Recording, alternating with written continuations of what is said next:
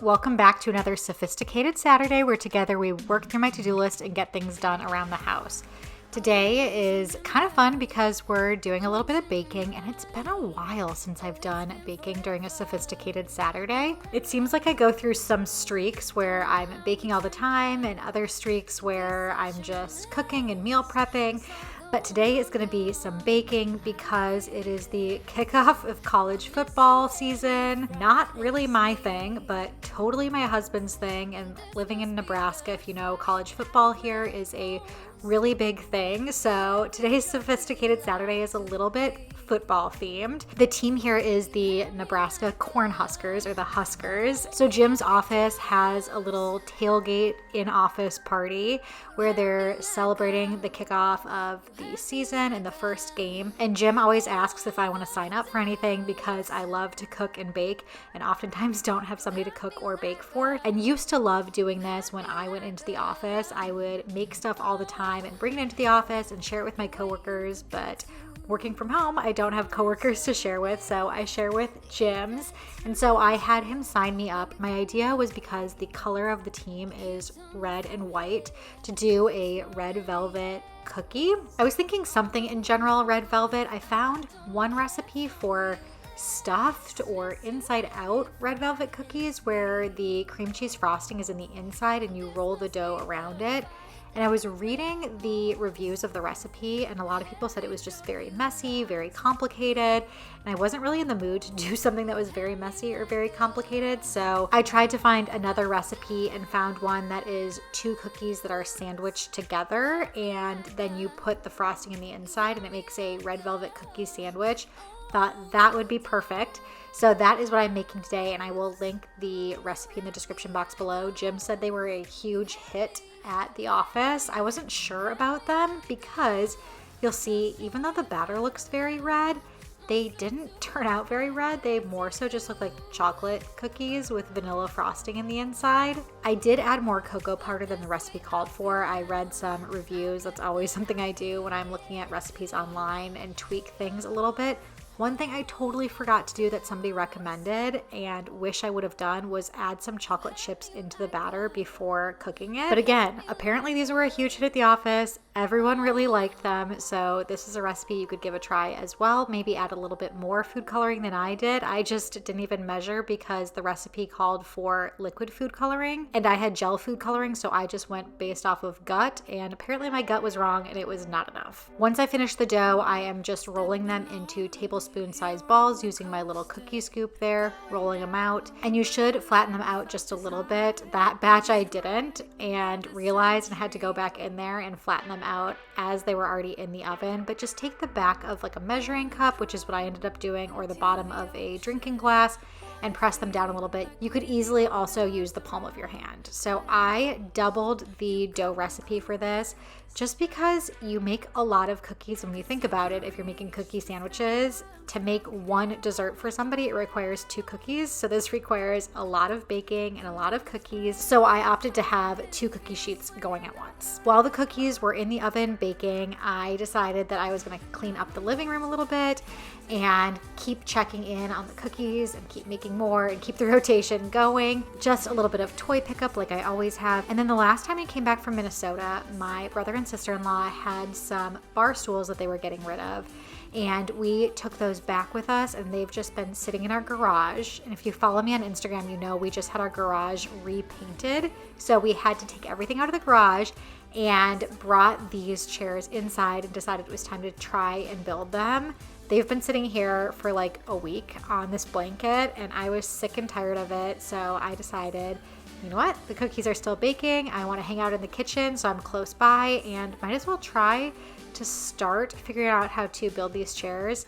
And this is a prime example of why I should not be doing this and should not be doing this alone. There were no instructions, and if you could tell by what I'm doing, this makes absolutely no sense. The seat is very clearly upside down. Call this pregnancy brain or whatever you want, just somebody who's not good at building furniture. But it did take me way too long to figure this out, but eventually, don't worry, I realized this made no sense and it wasn't working out very well. So I flipped it, and I want to say it was smooth sailing after that, but it still wasn't. I was clearly missing some sort of a tool to tighten some of these bolts here.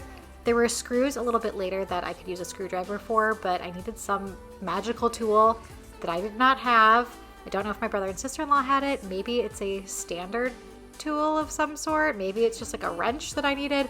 Again, no clue. I know it's not an Allen wrench because I've built a lot of furniture with Allen wrenches, and that's not what this shape was.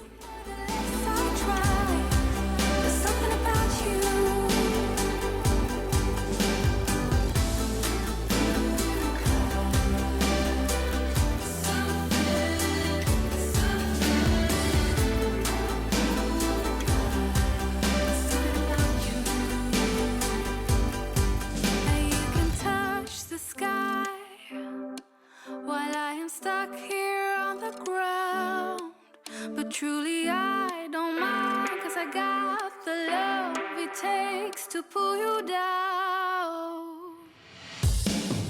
And I don't want you, but I can't deny. There's something about you, something about you. It took some time to realize there's something about you. And even though I know it breaks me down, 'cause you are way too good for me.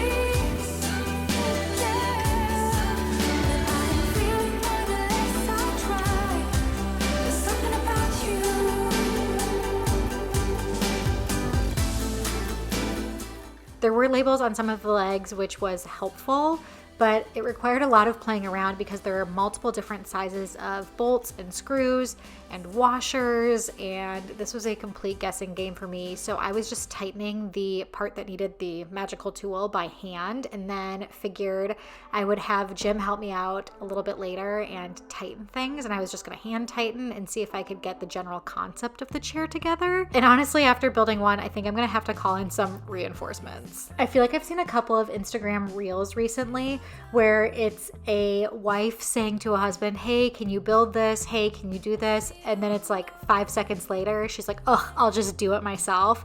That is totally me. I just have no patience when it comes to these types of things. And I know it was on Jim's to-do list to take care of because that's more his expertise than mine. And oftentimes I do feel really empowered by doing some of these things myself. If you watched another one of my Sophisticated Saturdays, I recently built the crib for baby number 2 all on my own. It was a bit of a learning process there as well. Some mistakes were made, but I figured it out in the end. Luckily with that, there were instructions, but this was a little bit less successful, I think probably because of the lack of instructions. So I'll have Jim take it from here.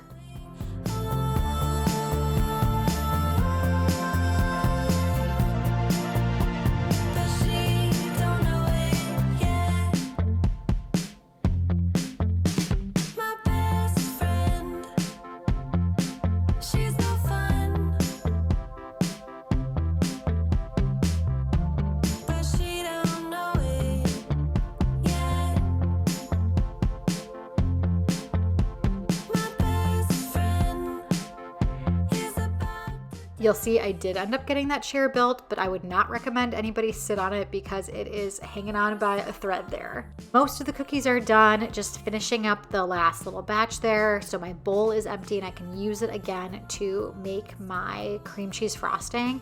This was basically just butter and cream cheese, some powdered sugar, vanilla extract, and again, I'm adding my own flair on this recipe. It didn't call for it, but I did end up adding a little bit of salt there just to bring out some more of the flavor, and I did add in a little bit more vanilla extract than it called for as well.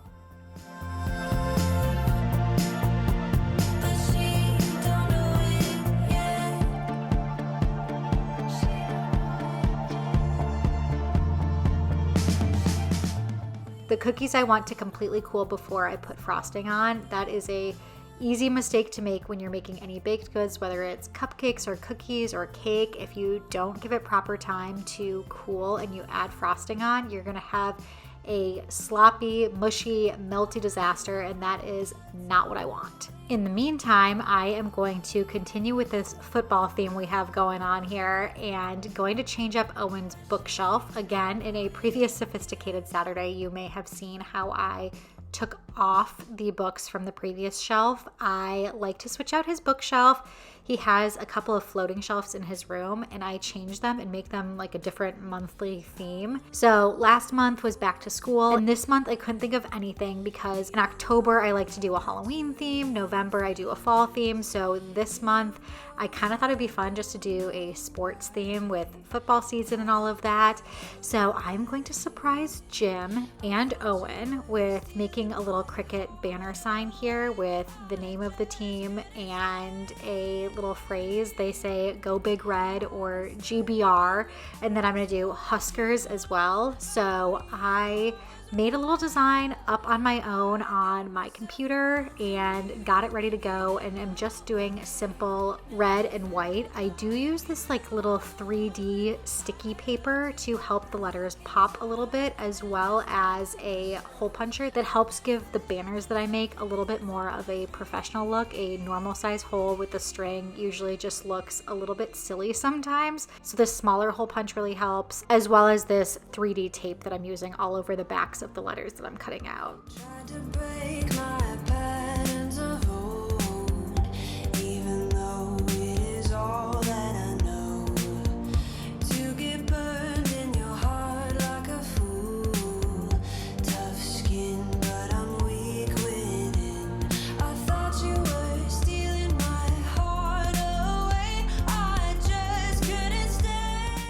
This process, I will say, did take quite a while, but making Cricut crafts is so much fun, and it's not difficult once you figure out how to use a Cricut. There are so many things that you can do with it, so the investment, at least to me, really pays off because I do end up using it all the time, and it's just a fun activity for me to do some crafts. And just tell myself, don't defend yourself, his heart is weak.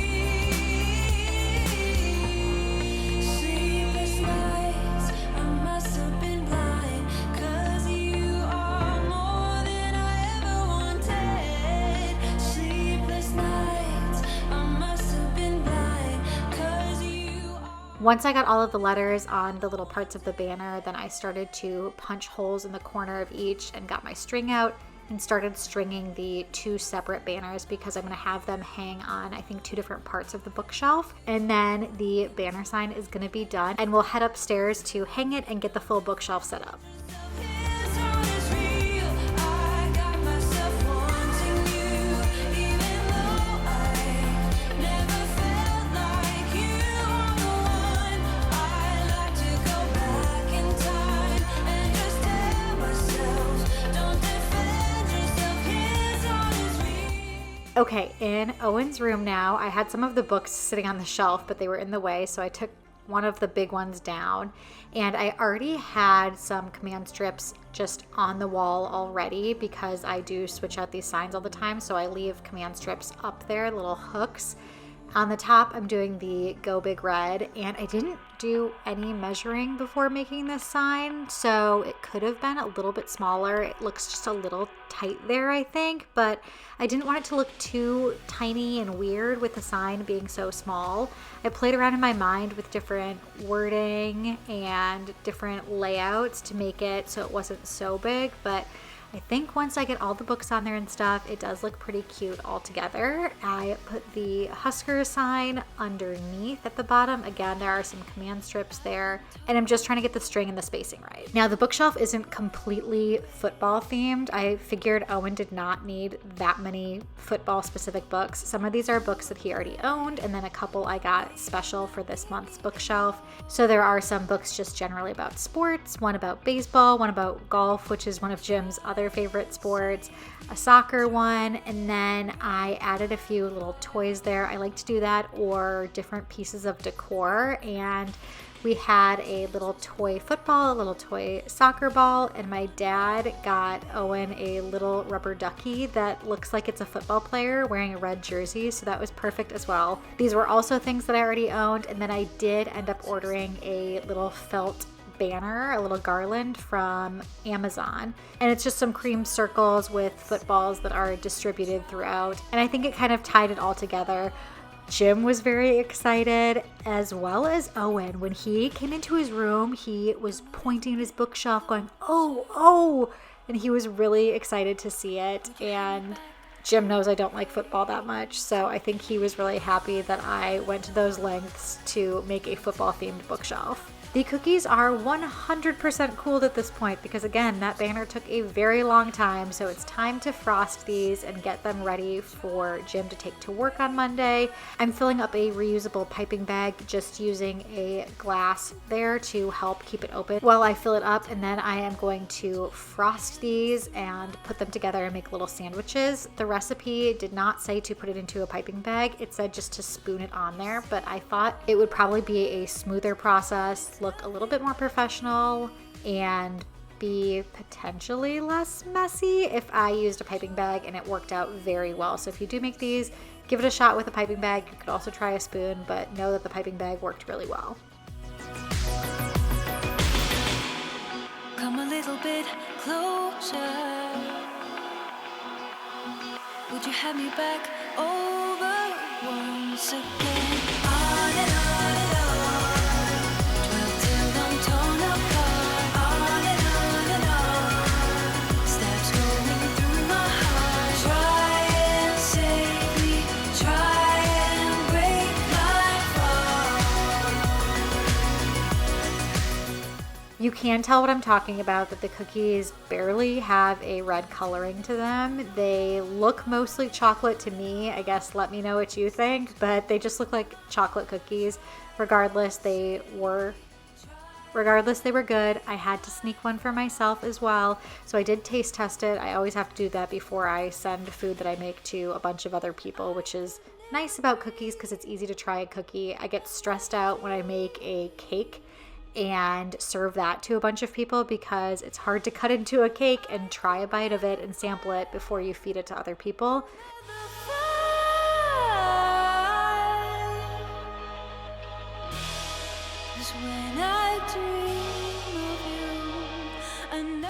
So I grabbed a little tinfoil container there, easy for Jim to bring to work, and then he can toss it and doesn't have to worry about cleaning it and bringing it back home from the office, which makes it easier for everyone.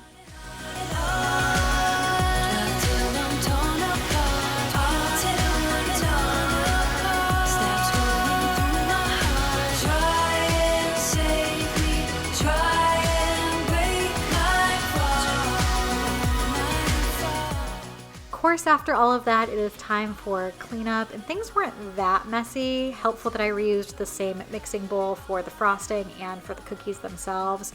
So I was going to rinse that out, put the extra ingredients away, and get as much as I could in the dishwasher. Though it didn't all fit, it was enough that I could get the dishwasher started, and I'm going to head downstairs for a bit of a workout.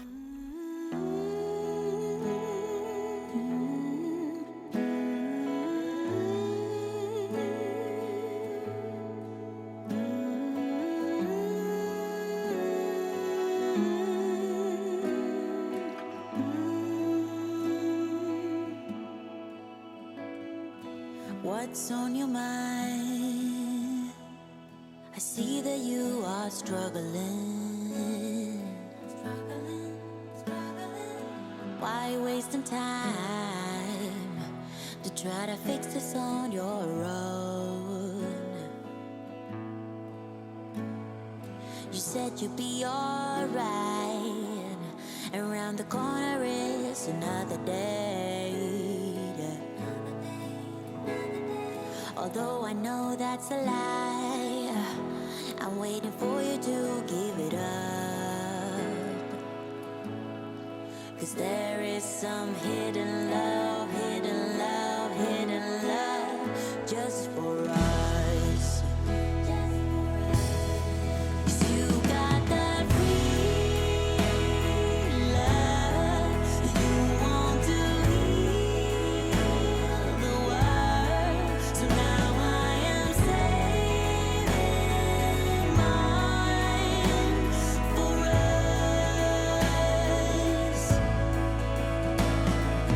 Never met someone like you. You got this humble heart and sweet like cherry pie. But you build up this wall. I try to climb, but I keep falling down. You know you make this so. I have been sharing a few more home workouts recently. I do like to go to the gym typically on the weekends, but sometimes I end up doing a workout at home, and today is one of those days. I'm doing a pregnancy workout on my iPad first with some weights and body movement. This is one where the video did the circuit twice. So I did the video twice, which means I did 4 quick circuits, and it really didn't take that long. I think in total it was about a 20-minute workout, so very attainable to do either just once and get like 10 minutes in, or twice, but I was feeling pretty good. And after I finished the workout, I decided to hop on the treadmill for a little bit and go for, I was thinking like a 30-minute walk. And then I, again, was feeling good, had some energy, and decided to pick it up for a run there.